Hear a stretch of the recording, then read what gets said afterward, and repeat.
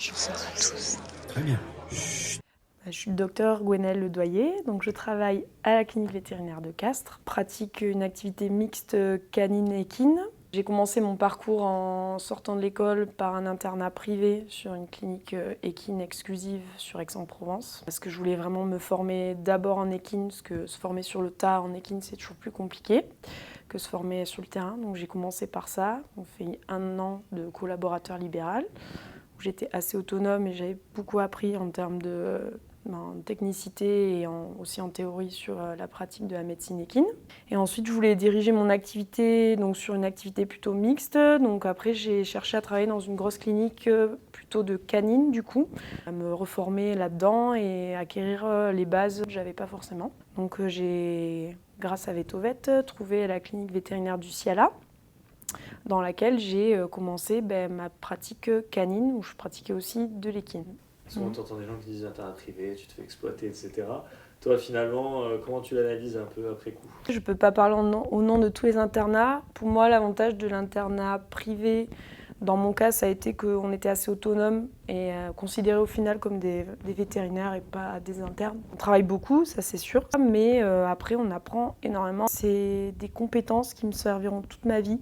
Et puis je pense que s'immerger dans un milieu avec des gens qui sont très spécialisés dedans, c'est le meilleur moyen pour apprendre. Est-ce que tu as l'impression que tu as été bien orienté à certains moments, que ce soit à travers des stages, à travers des rencontres de veto que tu as pu faire? Ou est-ce que c'est quelque chose où il y a des moments où tu t'es un petit peu rendu compte que tu étais un peu devant le fait accompli et que tu avais tu étais obligé de rebasculer sur quelque chose par rapport à ton activité et tes compétences? Je formation en équine à l'école et clairement, dans certaines écoles insuffisantes. C'est sûr qu'en sortant de l'école, on n'est pas apte à gérer certaines situations dans la médecine équine. Je ne pouvais pas faire vétérinaire sans faire vétérinaire équin, d'une part. Donc je voulais vraiment me former. C'est les internats, soit publics, soit privés. En équine, je parle. Comment tu analyses et comment tu expliques tous ces profils qui commencent par faire de l'équine et qui finalement reviennent sur de la canine? C'est sûr que le monde équin est un monde assez difficile, pas en termes de la clientèle. On dit beaucoup de choses sur le monde équin, que les clients sont compliqués, que la médecine est dure, etc. Pour moi, je pense que c'est une médecine comme une autre, il faut juste y être formé. Moi, par exemple, sur les NAC, pour moi, c'est une médecine difficile parce que j'y connais rien. Les gens, pourquoi ils reviennent sur de la mixte? Tout simplement parce qu'en équine, la pratique équine, c'est une clientèle qui est difficile à suivre parce que les gens qui ont des chevaux font appel souvent à plusieurs types de vétérinaires, un vétérinaire boiterie, un vétérinaire plus ophtalmo, voilà. Donc c'est difficile de fidéliser une clientèle. D'autre part, après, la clientèle équine, il faut faire beaucoup de bornes pour voir assez de chevaux pour que ce soit rentable. Donc c'est des journées qui sont assez épuisantes. Donc je pense qu'après de pratiquer une activité mixte, ça permet d'avoir quand même faire de l'équine et se faire plaisir pour les gens qui aiment les chevaux, tout en conciliant aussi une activité qui permet d'avoir un revenu convenable et un rythme de vie plus convenable. Que finalement, tu peux pas vraiment faire de l'équine généraliste pure. Tu es obligé soit d'être mixte, soit d'être vraiment spécialiste en équine. Je pense qu'il y a entre les deux, c'est-à-dire le véto généraliste, on va dire, qui fait de la mixte et qui ne connaît pas forcément beaucoup de choses dans les chevaux et qui appréhende au final la clientèle équine. Ou le spécialiste qui fait que du référé et voilà.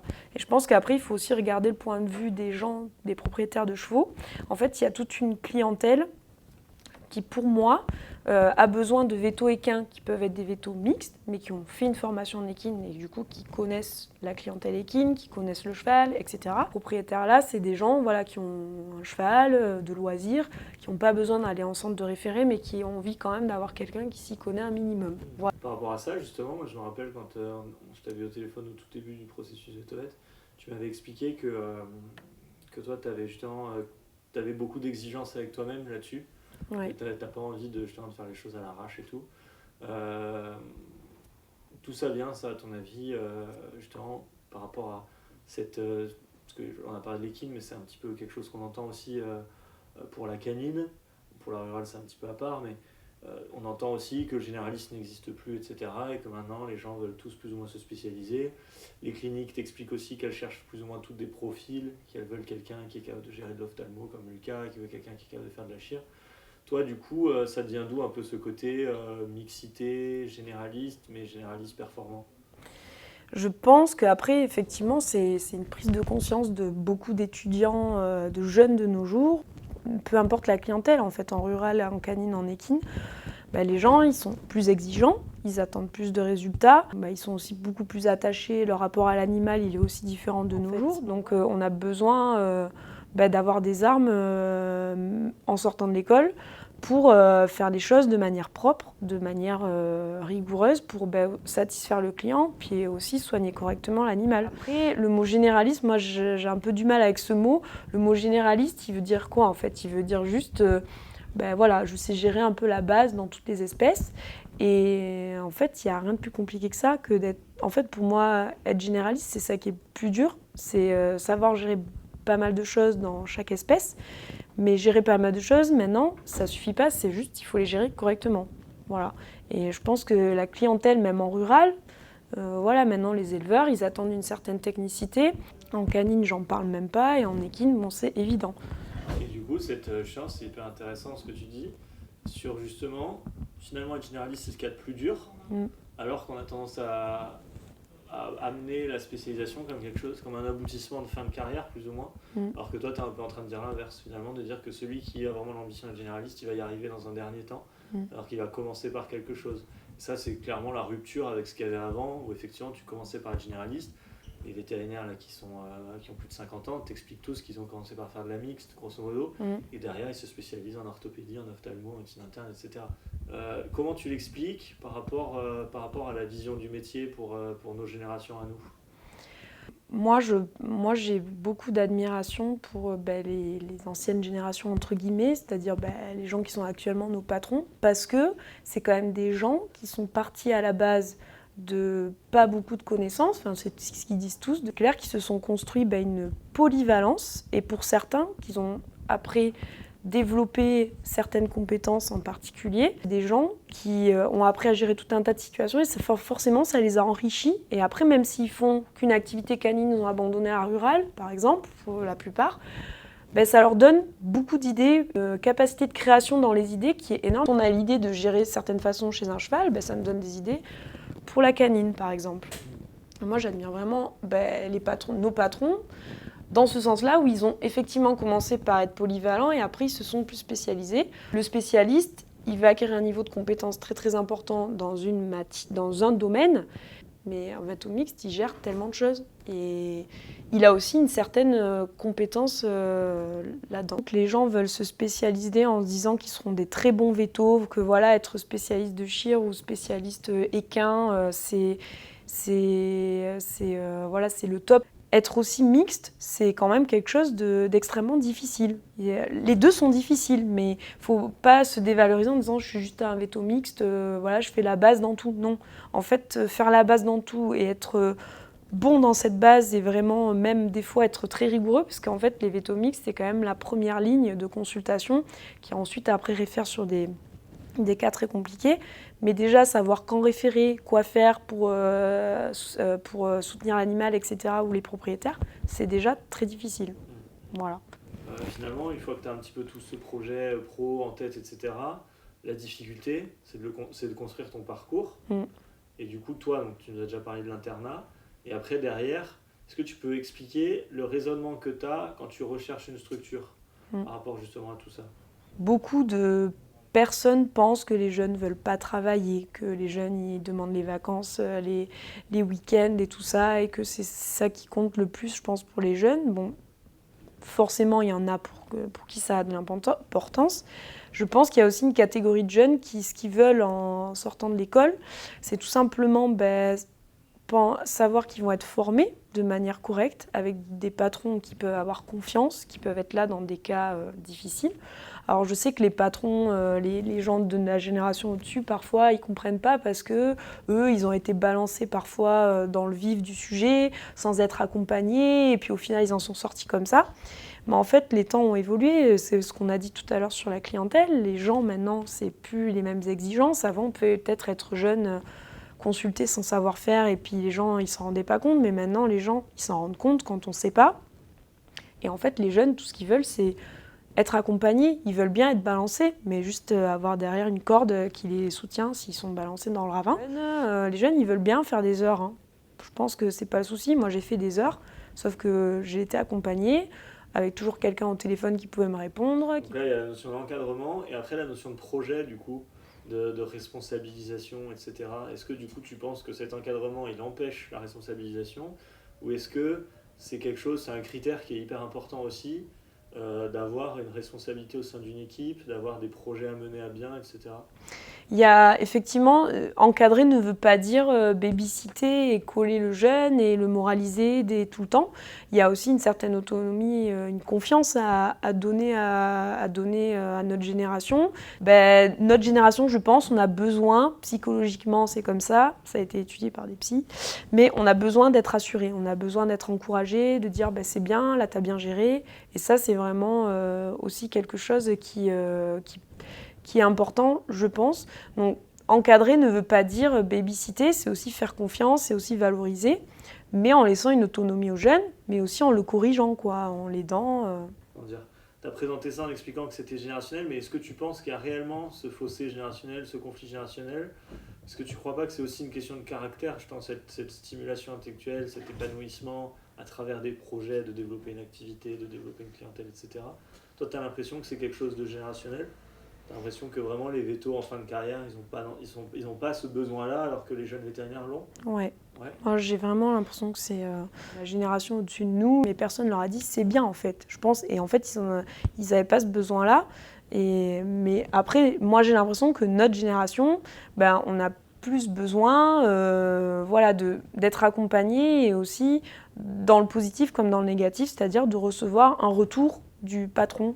Quand c'est bien, et après aussi quand c'est pas bien, quand on fait pas les choses comme il faut. Sur l'équilibre vie pro, vie perso, du coup, ça tu penses aussi que c'est quelque chose qui a changé ?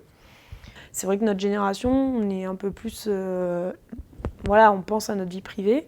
Après, ça peut être aussi un atout, parce que dans le sens où les anciennes générations, peut-être, certains finissent par être un peu dégoûtés du métier ou être un peu aigris certaines fois, et parce qu'en fait, ils ont peut-être trop bossé dès le départ, ils ont trop donné à l'entreprise, trop donné à la clinique, et au final, ils arrivent à 50 ans ou à 45 ans, ils sont crevés, donc certains, ils se recyclent ailleurs. Et peut-être que s'ils avaient pris plus de temps pour eux, au final, ils seraient peut-être toujours autant passionnés et toujours motivés à continuer la pratique, quoi. Là-dedans, dans cette considération d'équilibre vie pro, vie perso, la vocation, tu la places où ? Parce qu'on entend aussi des fois on parle de cette vocation en disant est-ce que finalement les vieux ils avaient vraiment la vocation ? Est-ce que les jeunes ils ont vraiment la vocation ? Toi du coup tu l'analyses comment ça ? Moi personnellement je pense que j'ai la vocation, je suis très motivée. Après c'est clair que la sélection maintenant à la base pour moi dans les écoles véto elle est plus très bonne parce qu'effectivement il y a peut-être des jeunes qui sont pas autant motivés à faire ce métier, le soin à l'animal au final, peut-être des jeunes qui sont moins motivés que ce qu'ils étaient avant. Après, je pense que, moi, des fois, je suis étonnée de voir dans les remplaçants qu'il y a ici, les petits jeunes, de voir justement aussi l'attention qu'ont certains jeunes envers les animaux, de les soulager. Ils sont hyper précautionneux, peut-être plus que ce qu'avant étaient les patrons, dans le sens où on est plus sensible à la douleur animale, au bien-être animal, tout ça, on fait beaucoup plus attention. Et au final, je pense que la vocation, elle est toujours là, mais tout simplement, c'est que de travailler trop et d'être toujours le nez dans le guidon, on finit par s'épuiser. La vocation, c'est pas parce qu'on est passionné et qu'on a la vocation qu'on va se dire oui, je sacrifie toute ma vie, je vois pas ma famille. Je pense que c'est pour tout le monde pareil au final. Et du coup, tu as envie tu as envie de dire quoi par rapport au fait qu'il y a des jeunes vétos? Là, on sait que la période critique, c'est les 18 premiers mois de carrière, et que du coup, tu as une partie des vétérinaires, un nombre assez important, de jeunes vétos du coup, qui arrêtent en fait très rapidement la pratique. Bah, j'ai envie de dire quoi à qui là, aux jeunes ou... Ouais, qu'est-ce que ça t'évoque en fait ça, enfin, comment tu l'analyses et qu'est-ce qu'éventuellement tu penses que par rapport à ce que tu es un peu en train d'expliquer déjà quoi. Moi, je pense, après, c'est très biaisé par mes connaissances et par justement les gens que je connais qui ont abandonné Veto, des gens de mon âge, là, de ma promo et tout. Quand même, la plupart du temps, c'est des gens qui n'ont pas été justement accompagnés, qui ont été balancés et qui n'ont pas été avec des patrons qui leur ont donné justement aussi la passion du veto, parce que je pense qu'en en chaque jeune veto, on prend tous des empreintes en fait des vétos qu'on a rencontrés, des mentors en fait. Hein. Et en fait, les mentors, c'est hyper important d'avoir un mentor qui nous inspire, qui nous pousse à aller dans le métier. Ben oui, veto, c'est un métier dur. C'est un métier dur, veto. Il faut quand même être solide, je pense, sur beaucoup de choses. Mais c'est aussi un super beau métier. Et en fait, je pense que l'environnement de travail et les gens avec qui on travaille, ben, ils arrivent à nous faire voir le métier d'une manière belle ou d'une manière oh, j'en ai marre, j'en peux plus, je travaille trop, c'est pénible, si là, j'aime pas ci, j'aime pas ça. Quand on est jeune et qu'on démarre, on a besoin de voir aussi les côtés sympas du métier. Qu'il y en a, heureusement qu'il y en a. Ouais. Et du coup, on les trouve comment ces mentors?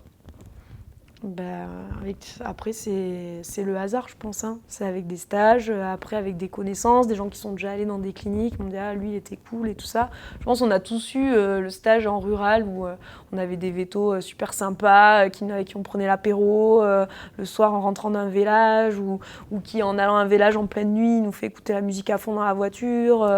Voilà, puis quand on revient du village, on est trop content parce que ça fait du bien, on est content, on a fait une belle action, le petit veau est sorti. Ou en canine, quand on se lève à 3h du matin pour faire une césarienne de chienne, avec une musique de rock dans la salle de chir, et puis qu'on sort des chiots et qu'au final on est content parce qu'on a sauvé des chiots.